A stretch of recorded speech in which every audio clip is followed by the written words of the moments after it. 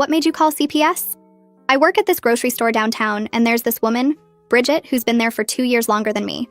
She's 29 with 3 kids, and honestly, her life seems like complete chaos. She's always 20 minutes late minimum, always on her phone arguing with someone about money or babysitters, always asking people to cover her shifts last minute. But whatever. Everyone's got problems, and retail doesn't pay enough for any of us to judge. At first, I felt bad for her because being a single mom looked impossible.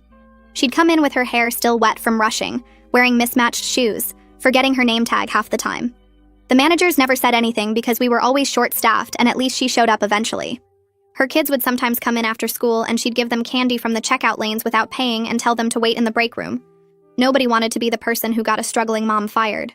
Then about 2 months ago, I started noticing her oldest kid, Jason, hanging around outside more and more. He's like 9 or 10 and would sit on this bench by the entrance for hours playing on some old tablet. First, it was just after school for an hour until her shift ended. Then it became him being there at 7, 8, 9 at night. She'd tell him to wait outside because employees couldn't have kids in the break room anymore after the new district manager made that rule. When customers would ask if he was okay, he'd say his mom worked here and she'd be done soon. But soon meant 3 or 4 more hours. I mentioned to Bridget once that Jason had been outside for 2 hours and it was getting dark. She rolled her eyes and said he was fine. He had his tablet and knew not to go anywhere with strangers. She said I didn't understand because I didn't have kids and sometimes you had to make tough choices. She said at least he wasn't home alone like some kids whose parents worked nights. I kept my mouth shut after that, but it bothered me. The kid would be out there in the rain sometimes, just sitting under the little overhang getting splashed. He'd come in to use the bathroom and his lips would be blue from the cold. Other employees started noticing too. Tanya from deli would sneak him hot soup. Robert from produce would give him apples. But nobody wanted to actually say anything to management because Bridget would definitely get fired and then what would happen to those kids? It kept getting worse though. She started picking up extra shifts and Jason would be outside from 4 in the afternoon until 11 at night when we closed. She'd take her breaks and smoke cigarettes out back instead of checking on him. When he'd come looking for her, she'd get annoyed and tell him to go back outside and stop bothering her at work. One night I was leaving after closing and it was past 11:30 and Jason was literally asleep on the bench. Like completely passed out with his tablet dead in his lap and his backpack as a pillow. It was 40 degrees and he was wearing just a thin jacket. His shoes were untied and one had fallen off. He looked so small curled up on that metal bench. I went back inside to find Bridget, and she was in the back room laughing with another coworker about some show they both watched. I told her Jason was asleep outside and it was almost midnight and freezing. She sighed like I was being annoying and said she'd get him in a minute. She was almost done counting her drawer. I stood there for a second realizing she genuinely didn't care that her kid was unconscious outside a grocery store near midnight. That's when I went to my car and called the non-emergency line. I just told them an unattended child was sleeping outside our store, and I was concerned for his safety. I gave them the address and hung up. I didn't give my name or mention Bridget at all. The cops came about 20 minutes later and woke Jason up. Bridget had to leave her drawer half-counted to deal with them. She made up some story about just running inside for a second and losing track of time. They let her take him home, but I guess they made a report. Child Services showed up at her apartment the next week according to what she told everyone. They interviewed all 3 kids and the neighbors and checked her house. They found out the younger 2, who were 6 and 4, were being left with Jason to babysit them while she worked doubles. They found out she'd been leaving them alone overnight when she picked up graveyard shifts. They found out there wasn't enough food in the house and the electricity had been shut off twice in the last few months. Yesterday, Bridget came in laughing. She's over by Register 3 telling some story with her hands waving around, and I'm crouched down restocking the bottom shelf of cereal boxes trying to make myself invisible.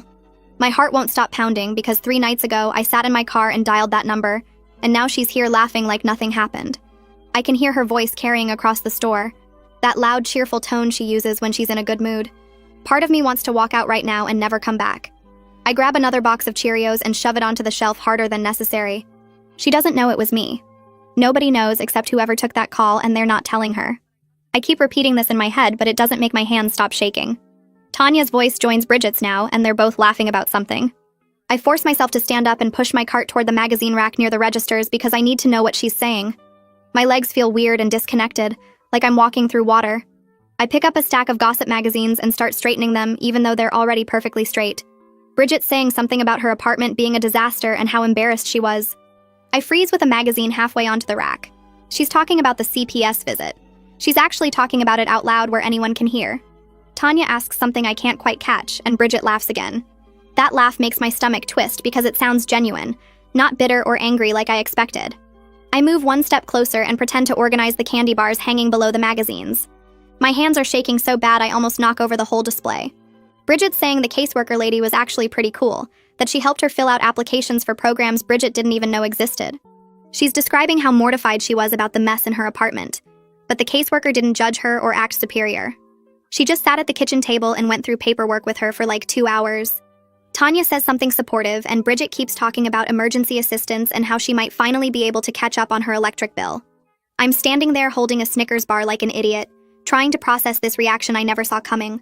In my head, I'd imagined her furious, crying, scared about losing her kids. I'd imagined her figuring out it was me and screaming at me in front of everyone. I never imagined her laughing and calling the caseworker cool. The magazine in my other hand slides out and falls on the floor. I bend down to pick it up and stay there longer than necessary because I need a second to breathe. When I stand back up, Bridget's moved on to talking about her schedule for next week. My face feels hot and my shirt is sticking to my back even though the store is freezing like always. I finish with the magazines and wheel my cart toward the back, keeping my head down. Robert's in the produce section spraying down the lettuce when I pass. He glances at me and does a double take. I must look as messed up as I feel. I make it to the employee bathroom and lock myself in one of the stalls. I sit on the closed toilet lid and put my head between my knees like you're supposed to do when you feel faint. The fluorescent light above me is buzzing and flickering. Someone comes in, uses the sink, and leaves. I stay there counting my breaths until my heart rate feels somewhat normal. When I finally come out, I wash my hands for way too long and avoid looking at myself in the mirror. My break isn't for another hour, but I grab my jacket from my locker and head out to my car anyway. Nobody stops me. I sit in the driver's seat with the windows cracked and stare at the employee entrance. The November air is cold enough that I can see my breath. I keep replaying Bridget's laugh in my head, trying to understand it. She was relieved. She actually sounded relieved that CPS came to her apartment and investigated her. That doesn't make sense with anything I expected. I thought calling would help her kids but destroy her, and now I don't know what to think. A knock on my window makes me jump so hard I hit my knee on the steering wheel. Robert's standing there with a cigarette, looking concerned. I roll down the window halfway. He asks if I'm okay because I looked really pale inside. I tell him I'm just tired, didn't sleep well last night. He takes a drag and gives me this look that makes my chest tight. It's not suspicious exactly, more like understanding. Like he knows something without me having to say it. He asks if I heard Bridget talking about the CPS thing. I nod because I can't trust my voice right now. He says it's good someone finally did something, that he's been worried about those kids for months. The way he says someone lands heavy between us. I look down at my hands gripping the steering wheel. He tells me he's glad the caseworker seems helpful instead of just punishing, that maybe Bridget will actually get the support she needs. Then he flicks his cigarette and heads back inside. I sit there for another 10 minutes before I can make myself go back to work. The next day, Bridget's restocking the candy aisle when I walk past with my pricing gun. She's humming something under her breath and organizing the chocolate bars by type. She looks up when she sees me and starts talking like we're in the middle of a conversation. She tells me CPS connected her with this subsidized after-school program for all 3 kids starting next week. It's at the community center just 2 blocks away and they can stay until 7, which covers most of her shifts. She sounds excited about it, listing off all the activities they'll have. Arts and crafts for the younger ones, homework help for Jason, a gym for rainy days. I'm standing there with my pricing gun pointed at a jar of peanut butter, not moving. She keeps talking about how it's basically free, just $5 a week per kid, and they even provide snacks. Her voice has this lightness I've never heard before. I manage to say that sounds really great, that it'll be good for them.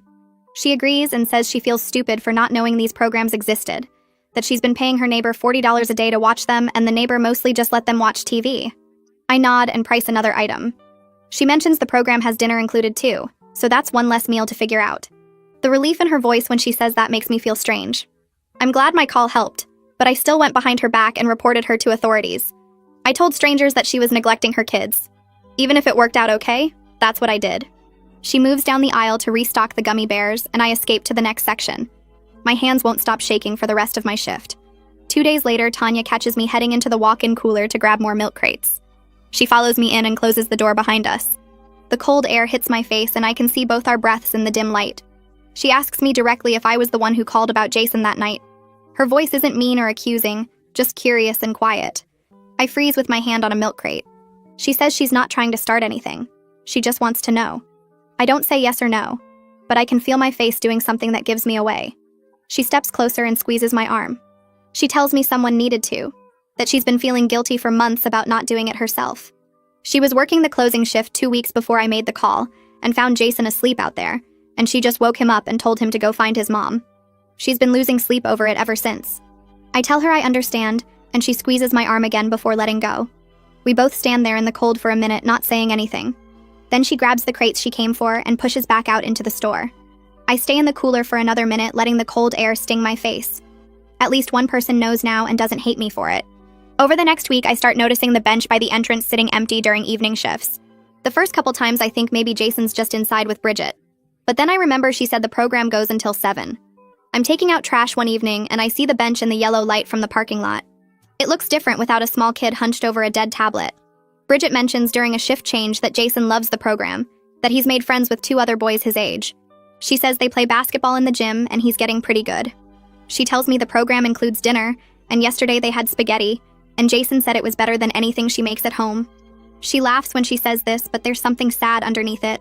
I tell her it's great that he's making friends, and she agrees.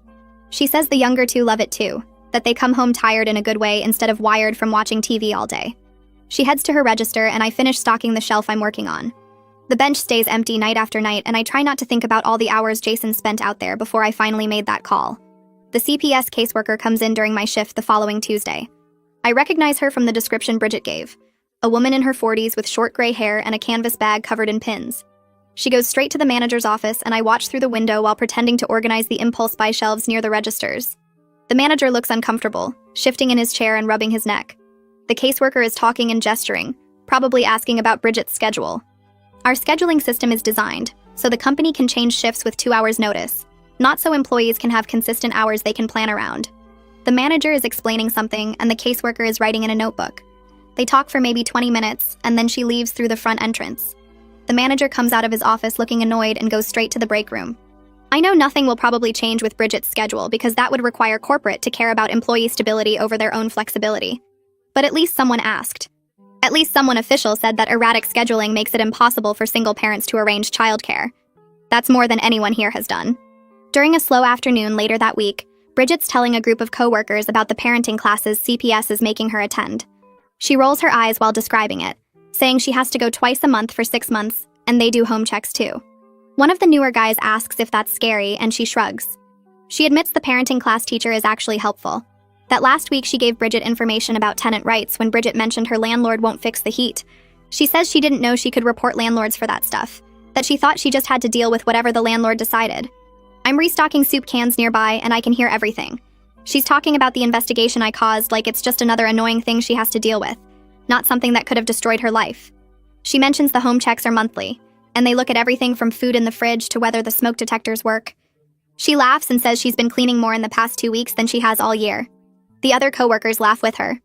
I stack another can and try to focus on getting the labels facing forward. The strange feeling in my chest won't go away. I triggered this investigation that's requiring her to take classes and submit to home inspections, and she's treating it like a minor inconvenience that comes with some unexpected benefits. I don't know how to feel about that.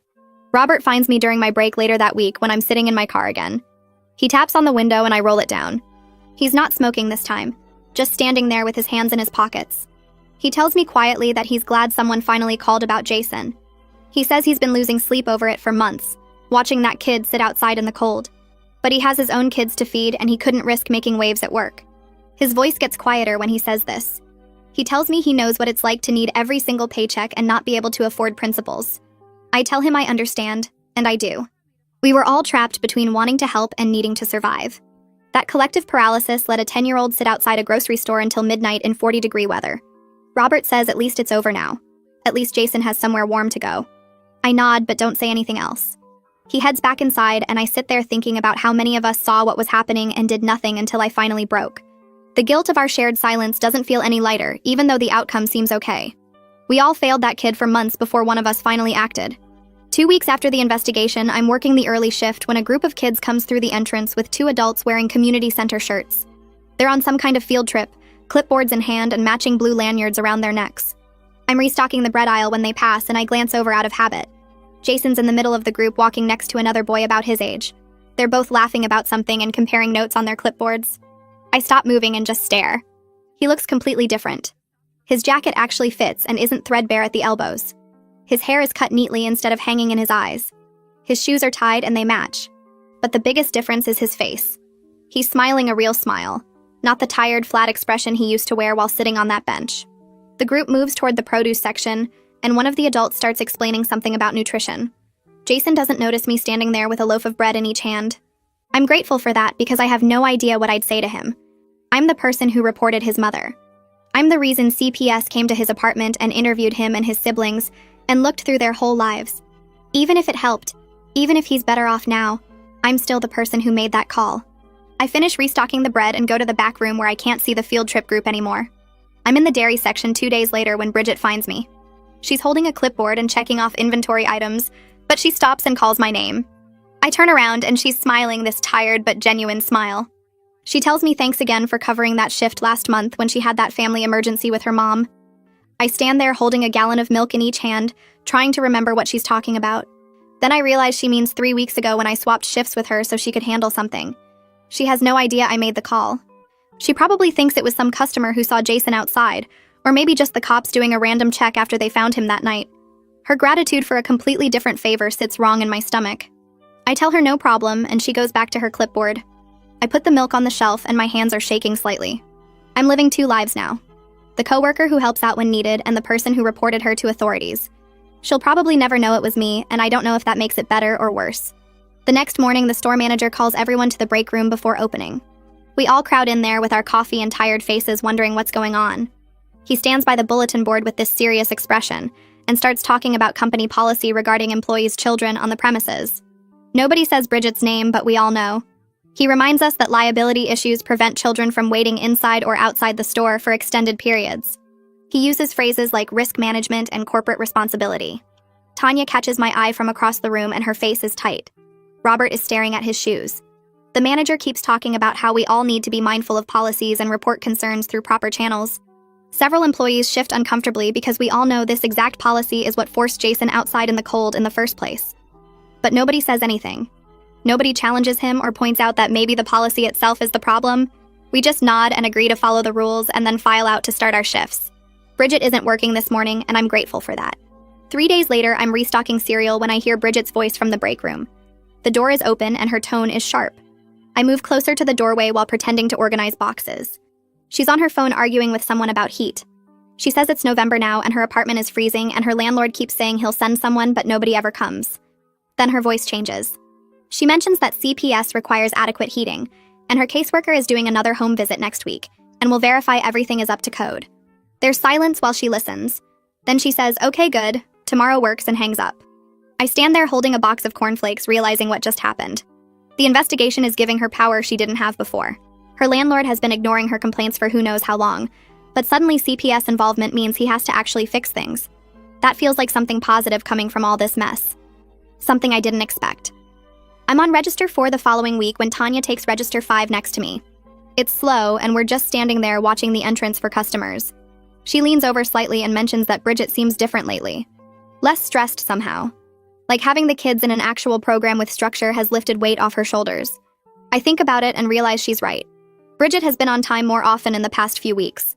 She's not constantly on her phone dealing with childcare emergencies or begging people to cover shifts. She actually seems present when she's working instead of just surviving each moment. Tanya says maybe Bridget was drowning before and too proud to ask for help. Or maybe she didn't even know help existed. I nod and scan a customer's items and think about how easy it is to judge someone's choices when you're not living their impossible circumstances. Maybe Bridget needed intervention not because she was a bad mother, but because she was a desperate one with no resources and no support system. 3 weeks after the CPS visit, Bridget comes in during the afternoon shift with her phone out showing pictures to everyone. I'm organizing the magazine rack when she spots me and waves me over. She's grinning and pulling up photos of a birthday party. It's Christopher's 4th birthday, and the after-school program helped organize it. There are pictures of all 3 kids around a table with a cake covered in blue frosting. Decorations hang from the ceiling. Other kids from the program are in the background.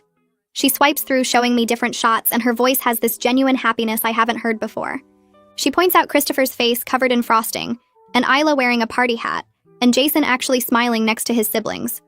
I look at the photos and see 3 children who look like regular kids instead of tiny adults managing crisis. They're just being kids at a birthday party. Something simple that most families take for granted but was impossible for them before. Bridget keeps talking about how the program staff went all out and how Christopher was so excited. I tell her the photos are great, and I mean it. When she walks away, I feel this complicated mix of relief and guilt that won't go away. Robert finds me in the stockroom later that week. It's quiet back there and he's putting away produce boxes, but he stops when he sees me. He tells me his own mother was investigated by CPS when he was a kid. His voice is low, like he's sharing something private. He says it actually helped his family get connected to resources they needed. Food assistance and counseling and programs they didn't know existed. He says the system isn't perfect, and sometimes it fails people, but sometimes intervention is necessary, even when it feels like betrayal. He looks at me directly when he says this last part. I realize he's giving me permission to feel okay about what I did. His story makes the guilt slightly lighter, but I still can't shake the feeling that I crossed some invisible line by making that call. He goes back to stacking boxes, and I stand there thinking about how many families are out there struggling in silence. The caseworker comes back for a follow-up visit the next week, and I specifically requested that day off. I didn't want to risk being there when she was asking questions. I spent the day at home cleaning my apartment and trying not to think about it. Tanya texts me around 3 saying the caseworker just left. She says the woman talked to several employees who regularly interacted with Jason during his time outside. She says the caseworker seemed focused on understanding what community supports the family had, not on punishing anyone. Tanya says it felt more like building a picture of the situation than looking for someone to blame. I text back thanks for letting me know and then sit on my couch staring at my phone. Part of me wishes I'd been there to see how it went. Part of me is relieved I wasn't. I noticed small changes in Bridget over the next few weeks. She's packing actual lunches now instead of buying clearance items from the store or skipping meals entirely. She brings a little insulated bag with a sandwich and fruit and actually takes her full break to eat. It's such a small thing, but it suggests stability. Maybe the emergency assistance means she has grocery money. Maybe not paying for last-minute babysitters means she can afford food. Maybe having a few hours when she's not in pure survival mode means she can think about basic things like packing lunch. I watch her eat a turkey sandwich in the break room and realize how much I took for granted. I've always been able to pack lunch. I've never had to choose between eating and keeping the lights on. One evening near closing, a woman comes into the store wearing a community center shirt. She's got a clipboard, and she's looking around like she's searching for someone. She spots Bridget at the customer service desk and walks over. I'm nearby organizing returns and I can hear their conversation. The woman introduces herself as a coordinator from the after-school program. She tells Bridget that Jason has been helping the younger kids with their homework and showing real leadership skills. Bridget's face does something complicated when she hears this. Pride mixed with sadness. Like she's realizing her oldest child has been forced to grow up too fast. The coordinator keeps talking about how Jason is patient with the little kids and takes his responsibilities seriously. She mentions they have a mentorship program he might benefit from where he'd get paired with a male role model. Bridget writes down the information and thanks her. After the woman leaves, Bridget just stands there staring at the paper in her hand. I finish with the returns and head to the back room because watching her process that feels too private. I find myself watching Bridget differently now.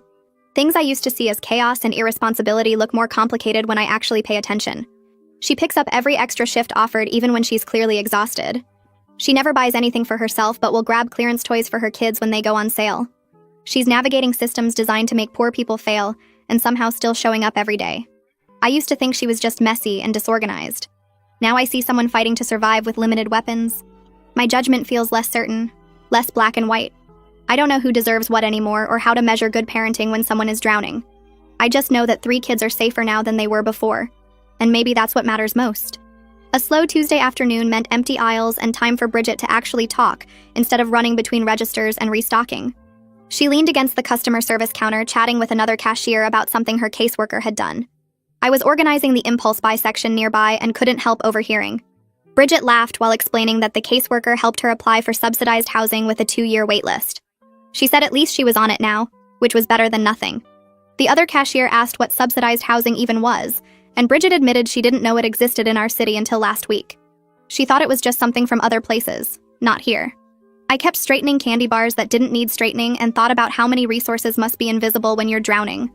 When you're working doubles and dealing with shut-off notices and finding babysitters, you don't have time to research what help might exist. You just survive hour by hour.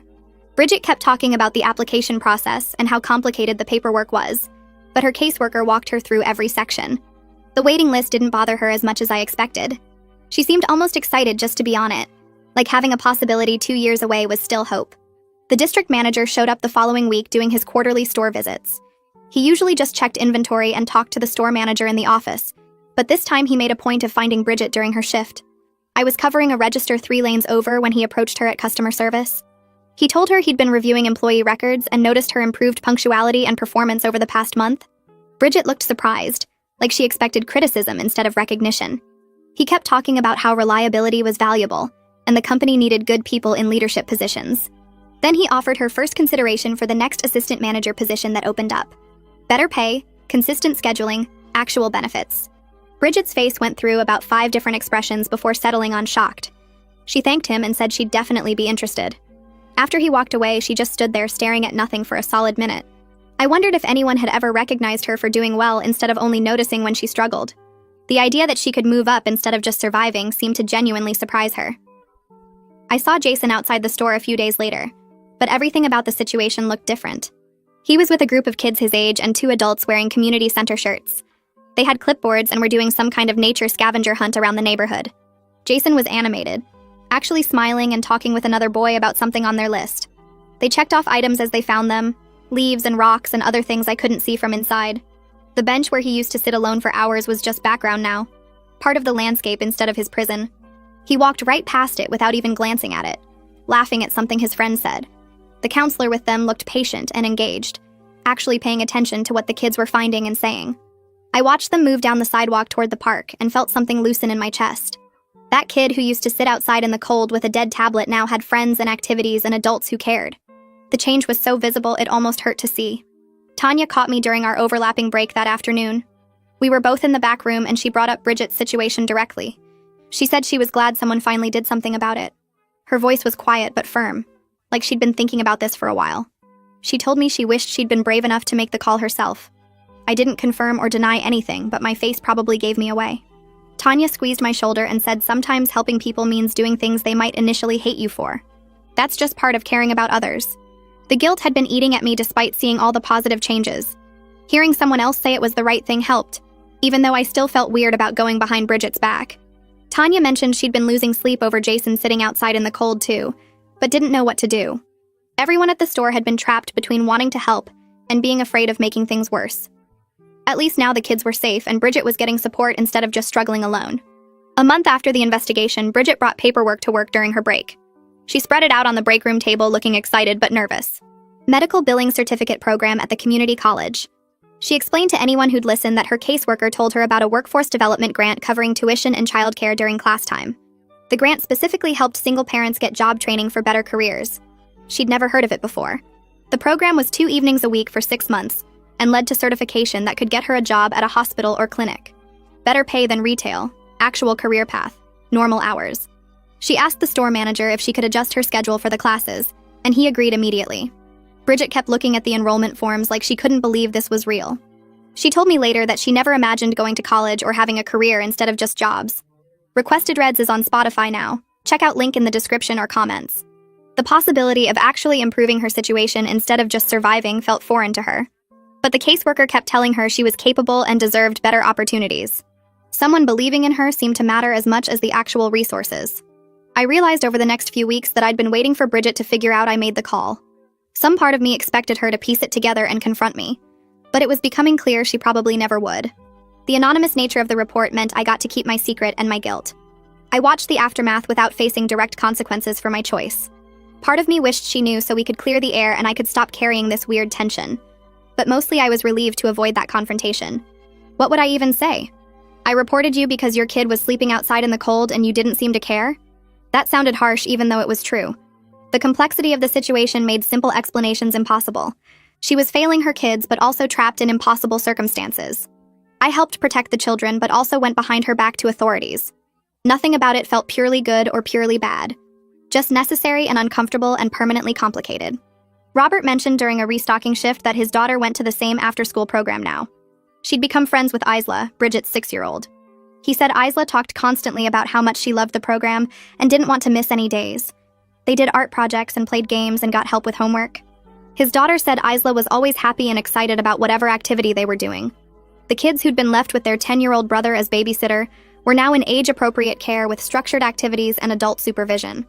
Robert said you could see the difference in how they acted. More relaxed, more like regular kids instead of tiny adults managing crisis. Isla apparently talked about the snacks they got at the program and how she was learning to read better.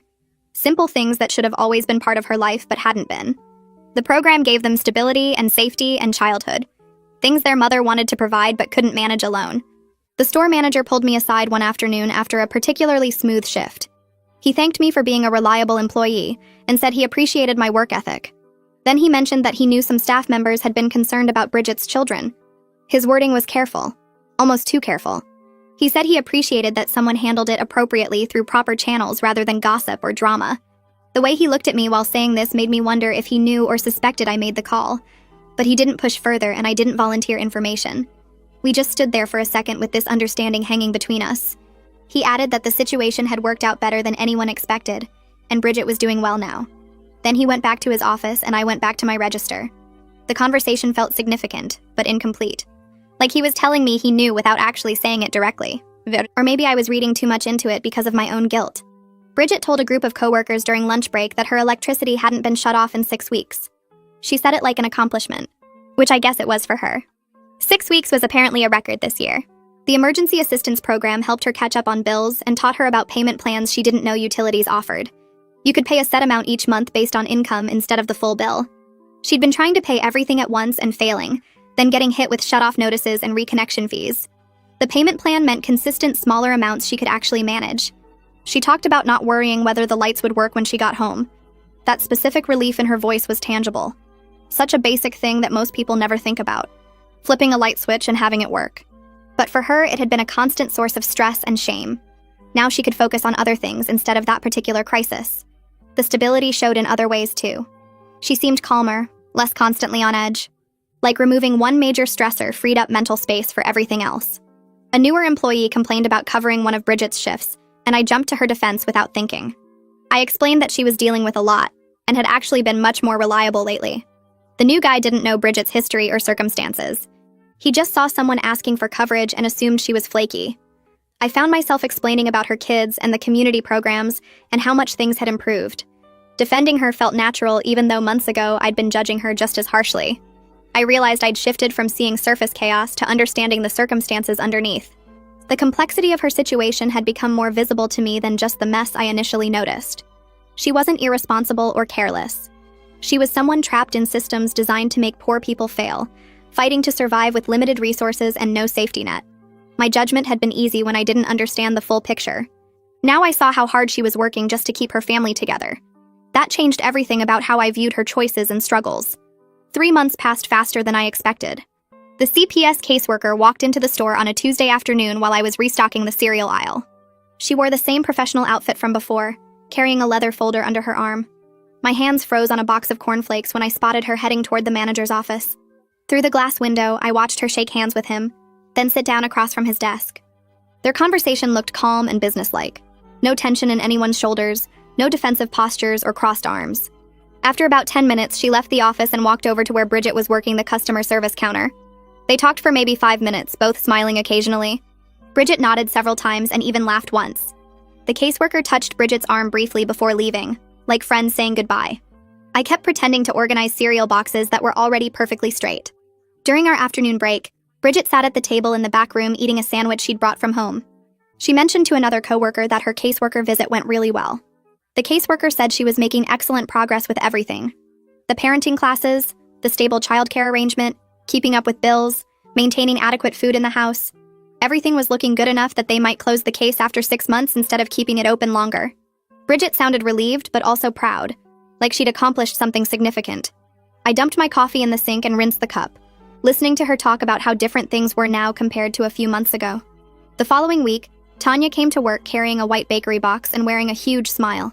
She gathered several coworkers in the break room during the mid-afternoon lull and told us Bridget had finished her first medical billing class. She got an A on the final exam. Tanya had organized a small celebration, asking people to chip in a few dollars for a cake from our own bakery department. 8 of us crowded into the break room when Bridget came in for her scheduled break. We all yelled surprise and she actually jumped, putting her hand over her heart. The cake had "Congratulations, Bridget," written in blue frosting. Her eyes got wet immediately, and she kept saying she couldn't believe we did this. She cut the cake with shaky hands while people clapped. When she took the first bite, tears were running down her face. She told us that nobody had ever made a fuss about her accomplishments before. Not when she graduated high school, not when any of her kids were born, never. She kept wiping her eyes and laughing at herself for crying over a grocery store cake. Watching her accept this simple recognition made something warm spread through my chest. These were good people I worked with. People who noticed when someone was struggling and when someone was succeeding. People who cared enough to celebrate the small victories that meant everything to someone like Bridget. A few days later, I was working the register during the after-school rush when the community center group came through. About 15 kids with 3 adults, all wearing matching yellow name tags. They were doing some kind of field trip about nutrition and shopping. I recognized Bridget's 3 kids immediately. Christopher was holding hands with one of the adults, skipping along and pointing at colorful packages. Isla walked with 2 other girls her age, all of them giggling about something. Jason was toward the back of the group with a boy about his height. This time Jason looked directly at me while they passed. He raised his hand in a small wave and smiled. Just a quick, normal kid smile before turning back to whatever his friend was saying. Something about his face looked different. Lighter somehow. The weight that used to press down on his shoulders seemed less heavy. He was still a serious kid.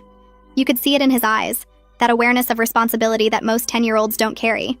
But there were moments now, like when his friend made him laugh, where he looked like he was allowed to just be 10. Not a parent substitute or a babysitter or a guardian. Just a kid with friends doing normal kid things. Thursday evening was slow, only a few customers wandering the aisles. Bridget and I were both assigned to stock shelves in the canned goods section. We worked in comfortable silence for a while, just the sound of cans sliding onto metal shelves. Then Bridget started talking about her parenting class. She said the instructor taught them about realistic expectations for children at different developmental stages. She was realizing she'd been asking Jason to do things no 10-year-old should handle. Watching 2 younger siblings for hours, making dinner, getting everyone ready for bed, making sure the doors were locked and everyone was safe. She said desperation made her rationalize bad choices as necessary. She convinced herself Jason was mature enough, responsible enough, capable enough. But he wasn't. He was just a kid who learned to act like an adult because he had no choice. Her voice got quiet when she talked about it, thoughtful instead of defensive. I told her that survival mode makes everyone do things they wouldn't choose otherwise. That when you're drowning, you grab whatever keeps you afloat even if it's not the right thing. She looked at me with such gratitude, like I'd given her permission to forgive herself. We went back to stocking shelves, but the air between us felt easier. The store announced new management the following month. The old district manager transferred to another region, and we got a new assistant manager who came from a store in a different state. Her first week, she called individual meetings with employees to learn about their situations and needs. When Bridget came back from her meeting, she looked stunned. The new assistant manager was much more flexible about scheduling for employees with childcare needs. She understood that parents couldn't just work whatever random shifts the computer system assigned. Bridget got consistent evening shifts, 5 to 9 p.m., Monday through Friday. Those hours aligned perfectly with the after-school program schedule. The kids went there right after school and stayed until 7. Bridget could pick them up at 7 and still make it home by 7:30. No more scrambling for last-minute coverage. No more bringing kids to work. No more leaving them in situations they were too young to handle. The structural change made more difference than any individual intervention could have. One person in management who understood that employees were human beings with real lives and real limitations. That simple flexibility transformed Bridget's entire situation more than any parenting class or caseworker visit.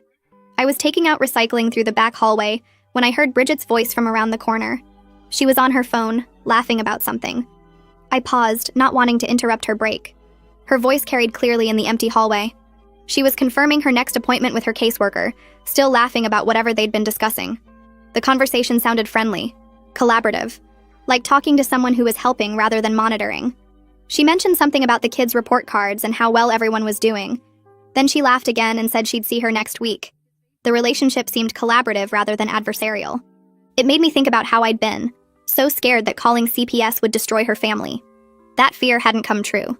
Instead, the investigation connected them to support systems that were actually helping. Good caseworkers could be allies rather than enemies. People who understood that struggling parents needed resources and support, not judgment and punishment. 4 months after the investigation, I overheard Bridget talking to Robert near the produce section. She was telling him about her budget, how she'd been saving money for the first time in years. Not paying for emergency babysitters meant an extra $100 a month. Not getting hit with late fees on bills meant another $50. Not having the electricity shut off meant no reconnection fees. She'd opened a savings account and was putting away $75 every paycheck. She was planning to take the kids to visit her mother in another state during Christmas break. A real vacation with a hotel and everything. Her mother hadn't seen the kids in almost 2 years because Bridget could never afford the trip. Now she was booking plane tickets and researching things to do in her mom's city. The stability in her voice when she talked about future plans instead of just surviving the present day was striking. She wasn't just reacting to the next crisis anymore. She was actually planning ahead, thinking about next month and next year instead of just tomorrow. Robert found me in the break room later that week. He sat down across from me with his coffee and mentioned casually that his daughter said something interesting at dinner. Isla had told her class during sharing time that her family was doing much better now, and her mom was going to college.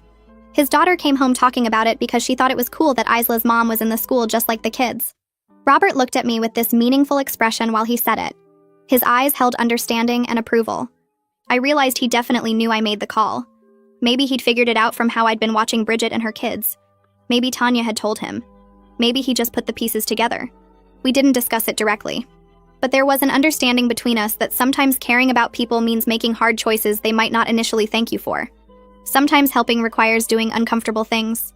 He finished his coffee and went back to work, leaving me sitting there with my own thoughts about choices and consequences. The next evening, I was pushing carts back from the parking lot when I saw the community center counselor talking with Bridget near the store entrance. They stood by the bench where Jason used to sit for hours. The same metal bench that used to be his prison. Now it was just part of the landscape. The counselor was a woman in her 30s wearing casual clothes and a lanyard with the community center logo. She was discussing Jason's progress in the mentorship program. Her voice carried across the parking lot in the quiet evening air. She mentioned that Jason's mentor was a teacher who'd been working with him on processing his feelings about having so much responsibility at home. The mentor was helping Jason understand that what happened wasn't his fault, that he shouldn't have been put in that position, that being a kid was okay. Bridget listened seriously, asking questions about how Jason was responding to the sessions, whether he was opening up, whether the counselor thought it was helping. She seemed genuinely engaged with helping her son heal from what he experienced. Not defensive or dismissive. Just a mom trying to understand how to support her kid through something difficult. The staff meeting happened on a Monday morning before the store opened. All employees gathered in the break room, standing around because there weren't enough chairs. The store manager stood at the front looking pleased about something. He announced that Bridget was promoted to assistant manager starting next month. The position came with a significant raise, $3 more per hour, and benefits including health insurance for her family. Everyone applauded and Bridget's face went red. She looked overwhelmed in the best way, like she couldn't quite believe this was happening to her. People congratulated her and she kept thanking everyone. After the meeting, she caught me by the time clock. She told me privately that 6 months ago she never imagined anything getting better. She thought she'd be stuck in the same desperate situation forever, just barely surviving, always one crisis away from everything falling apart. Now her whole life was different. She had stable childcare, consistent work hours, money in savings, health insurance coming, and a promotion she never thought she'd get. Her voice cracked when she said it, and I told her she earned every bit of it. A few weeks went by, and Tanya and I ended up closing together on a Tuesday night. The store was dead after 9, just us doing cleanup and restocking while the fluorescent lights hummed overhead. She was wiping down the deli counter, and I was organizing the magazine rack when she walked over and stood next to me. She didn't say anything at first, just helped straighten the displays. Then she told me directly that she knew I made the call about Jason. Her voice was quiet but certain. She said it was the right thing to do even though it was scary. She could tell by how I'd been watching Bridget and her kids over the past few months, like I was checking whether my choice helped or hurt them. My hand stopped moving and I just stood there holding a stack of gossip magazines. I finally admitted it was me. Saying it out loud to someone who understood felt like releasing pressure I didn't know I was holding. She squeezed my shoulder and said she'd been losing sleep over not calling herself, that seeing Jason outside in the cold had haunted her. We finished closing in comfortable silence, both of us carrying less weight than we had an hour before. The next week, the CPS caseworker came back for what I learned later was her final visit. I was stocking shelves in the cereal aisle when I saw her talking with Bridget near the customer service desk. I moved closer while pretending to organize boxes, close enough to hear their conversation. The caseworker told Bridget that the case was closed successfully because she'd maintained stable housing, consistent childcare, and real engagement with support services. Her voice was warm, not the cold bureaucrat tone I'd imagined. She said Bridget should be proud of the changes she'd made for her family. Bridget thanked her, and her voice got thick when she mentioned that the intervention was hard at first, really hard, but it ultimately helped her access resources she desperately needed. She said she didn't know those programs existed until the caseworker connected her.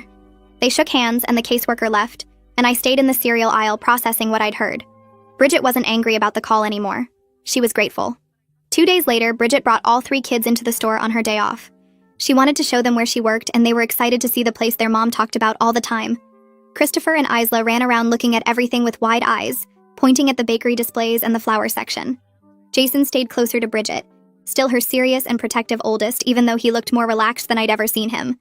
She walked them through each department and introduced them to coworkers with obvious pride. Robert gave them each an apple from produce. Tanya snuck them cookies from the bakery. The kids were well-behaved and polite, saying thank you without being prompted. They'd clearly benefited from having structure and stability in their lives. Watching them together as an actual family instead of people just surviving felt important somehow. I caught Bridget alone by the time clock later that week. I told her directly that I was proud of how she'd turned things around. She thanked me and mentioned that having people at work who didn't judge her made a huge difference during the hardest time.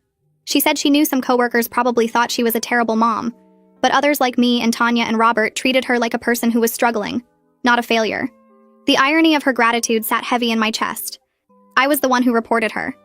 I was the one who set everything in motion. But I was starting to accept that my judgment and my action both came from caring about her kids' safety. Morality was more complicated than I thought. Sometimes you can judge someone's choices as dangerous while still caring about them as a person. A woman from the after-school program came into the store the following Tuesday looking for Bridget. She introduced herself as the program director and told Bridget that Jason had been selected for a summer leadership camp that was fully funded. She thought he'd really benefit from the experience. Bridget immediately said yes and asked what paperwork she needed to complete. The director mentioned that the camp focused on helping kids who'd experienced family stress develop healthy coping skills. Bridget didn't get defensive or bristle at the implication. She just nodded and said that sounded perfect for him. She asked questions about what he'd need to bring and whether he'd be comfortable being away from home for a week. The director assured her they had counselors trained to work with kids like Jason, kids who'd been forced to grow up too fast. After she left, Bridget looked at me and said she never imagined her kids would get opportunities like this.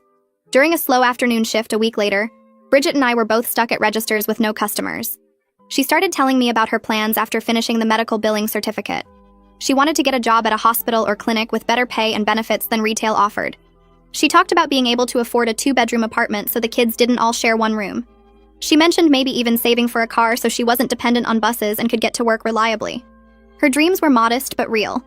She believed they were achievable now, which was different from before when she'd seemed trapped in permanent crisis mode.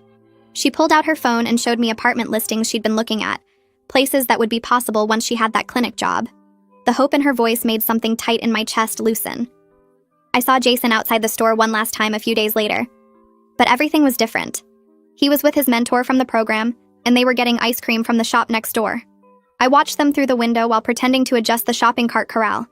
Jason was laughing at something his mentor said, looking relaxed and happy in a way I'd never seen during all those months he spent waiting outside. The bench where he used to spend countless cold and lonely hours was visible behind them, empty now. It was just a regular bench again, not a symbol of neglect. The change that had happened in just a few months felt huge. That small boy who used to fall asleep there with a dead tablet was becoming a regular kid with a mentor and summer camp and after-school friends. Tanya mentioned during our next overlapping shift that she'd started volunteering with the community center's after-school program. Seeing how much it helped Bridget's kids made her want to contribute. Robert told me he'd been donating to their fundraisers and spreading the word about their services to other employees who had kids. The ripple effect of one intervention had made several people more aware of how struggling families need community support, not just judgment. We'd all been complicit in Jason's suffering by staying silent, making ourselves feel better with small gestures like soup and apples. Now we were trying to actually help prevent other kids from ending up in similar situations. It didn't undo our earlier failure, but it was something. 6 months after I made that anonymous call, Bridget completed her medical billing certificate. She got hired at a clinic with regular hours, better pay, and full benefits including health insurance for her whole family.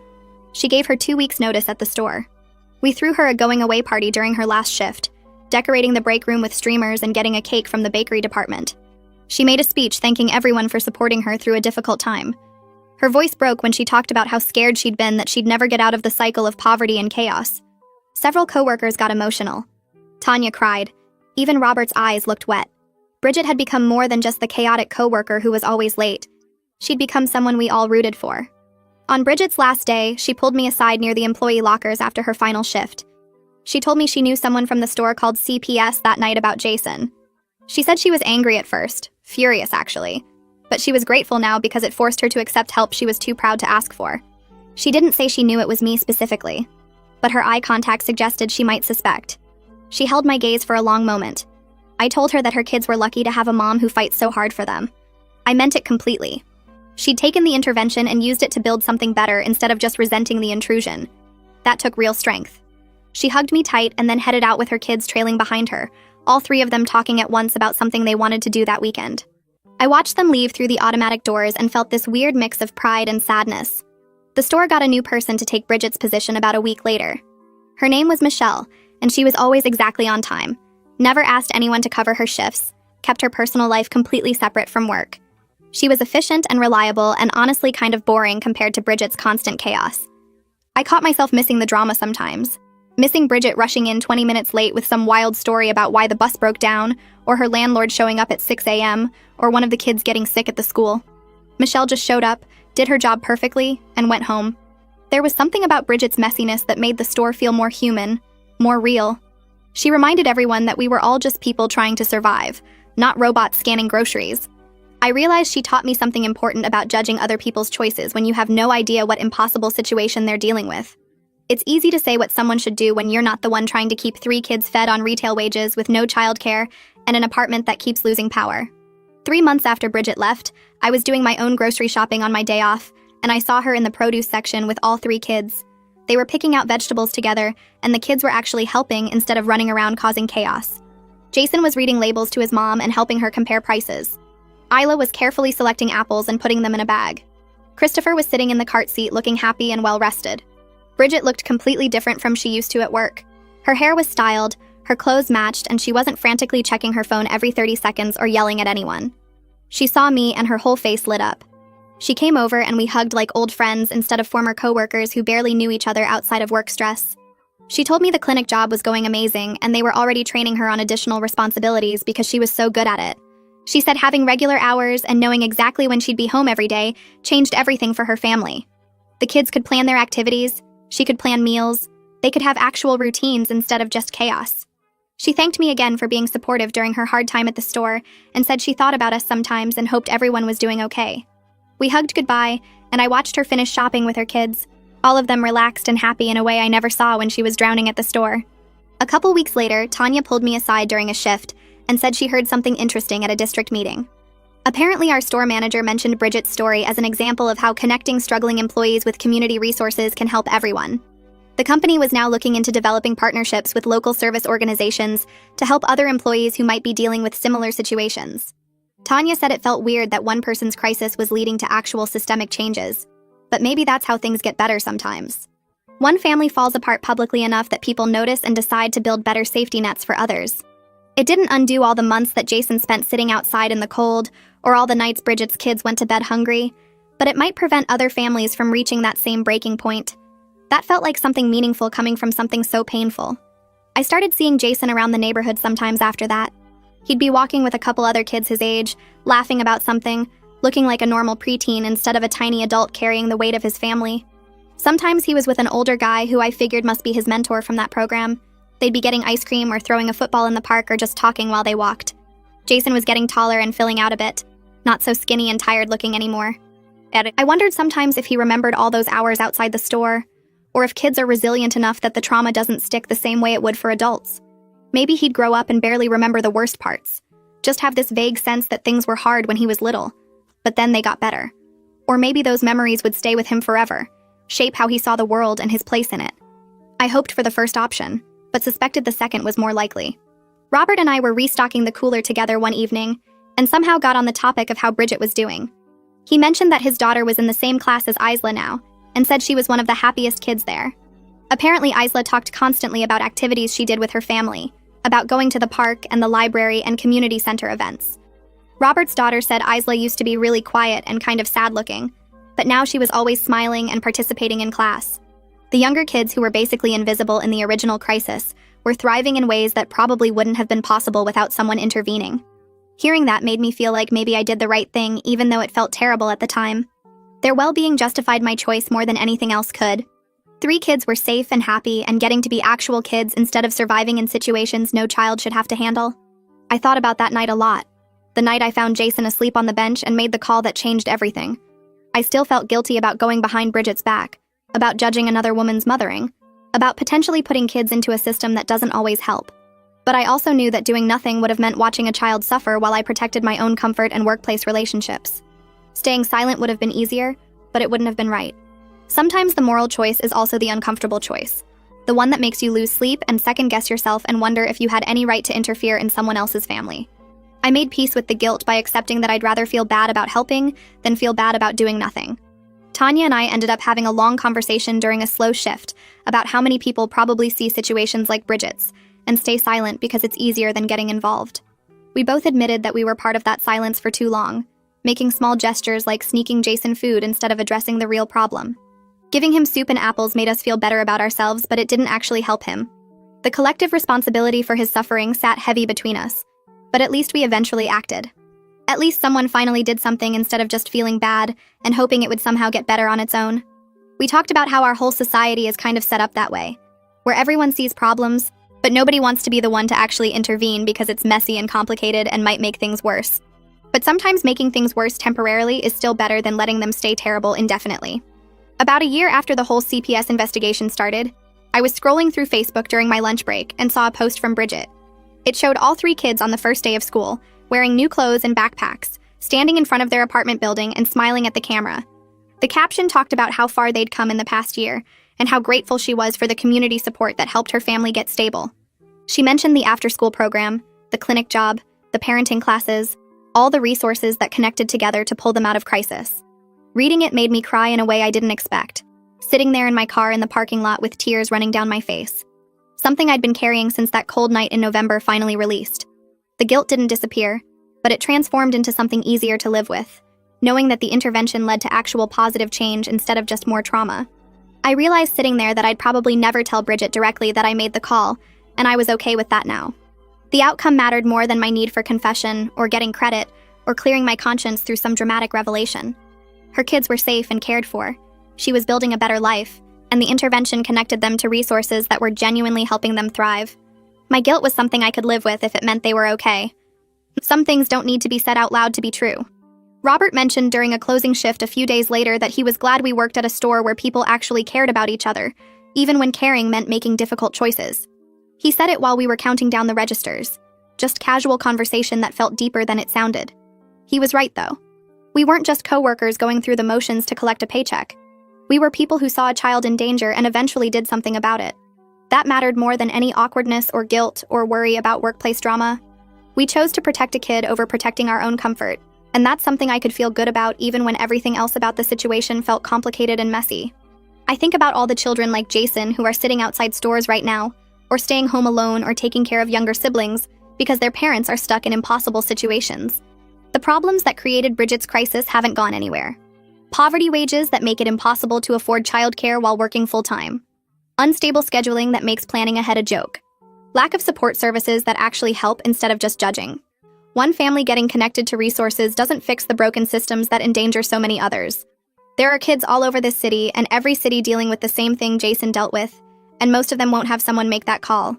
Most of them will just keep sitting on benches or watching their younger siblings or missing school because their parents are trapped between impossible choices. The grocery store hired Bridget's replacement, and she's punctual and organized and never brings chaos to work, but I guarantee she's struggling too in ways we don't see. Everyone working retail is one emergency away from crisis. Everyone is juggling more than they can handle. The difference is just whether that juggling act stays invisible or becomes visible enough that someone has to respond. I see parents coming through my checkout line every day who look exhausted and stressed and like they're barely holding it together. I wonder how many of them are leaving kids alone or making dangerous childcare choices because they literally have no other options. The systems that are supposed to help families are so hard to access and so complicated to navigate that people give up or never try in the first place. Bridget only got help because someone reported her and forced intervention. How many families are suffering in silence because nobody reports them, and they don't know how to ask for help themselves? But I also know that fixing poverty and childcare and all those big problems happen slowly while children need help right now. Making that call didn't solve the childcare crisis, or raise wages, or create more support services. It didn't fix any of the broken systems, but it did help 3 specific kids who were suffering. It connected one family to resources that made their lives better. Sometimes the only choice is between imperfect action that might help someone right now and comfortable inaction that definitely helps nobody. I chose action even though it was messy and complicated and didn't feel heroic at all. Even though I still feel guilty about going behind Bridget's back and judging her choices and potentially making things worse. The action I took wasn't pure or simple or clearly right, but it was better than doing nothing while watching children suffer. I could have kept walking past Jason on that bench every night and kept feeling bad about it and kept hoping someone else would do something. That would have been easier and more comfortable for me. But easier and more comfortable doesn't mean better when actual kids are cold and hungry and unsafe. The discomfort I felt making that call and the guilt I still carry are prices worth paying if it meant those 3 children got help they desperately needed. Tanya tells me during a closing shift a few weeks after Bridget left that she's been talking to other parents at her kids' school about community resources and support programs. She's spreading information that might help families before they reach crisis point. She mentions the after-school program and the emergency assistance and the subsidized housing list and all the things she learned from watching Bridget's situation. Robert has been volunteering on weekends to help low-income families navigate social services applications because he says the paperwork is designed to make people give up. He helps them fill out forms and gather documents and understand what they qualify for.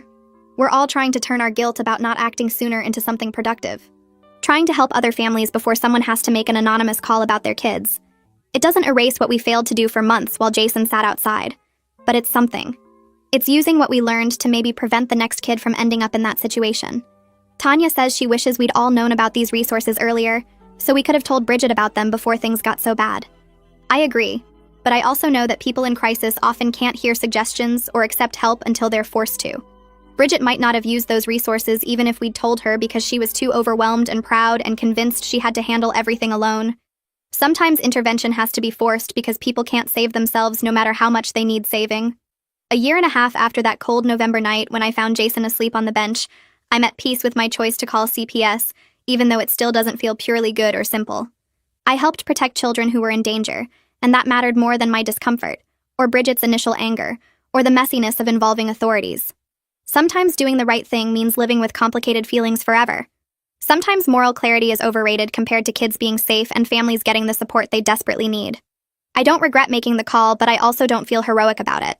It was just a necessary thing that someone had to do, and I happened to be the person who did it. Bridget's kids are safe now and thriving, and that's what matters. The fact that it took a crisis and an investigation to get them help is a failure of the systems that should have supported them before things got that bad. But within those broken systems, I made a choice that helped 3 specific children, and I can live with the complicated feelings that choice created.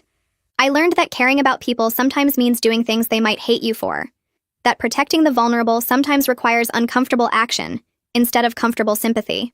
That watching someone struggle and feeling bad about it isn't the same as actually helping them. I'm learning to live in the gray area between judging Bridget's choices and understanding her impossible situation. Between respecting her as a mother doing her best, and acknowledging that her best wasn't keeping her children safe.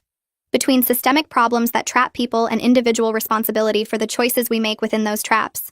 Moral clarity would be easier, but kids being safe matters more than my comfort with ambiguity. That's where we'll end for today. I'm really grateful you took the time to listen. I hope it left your heart feeling a little lighter.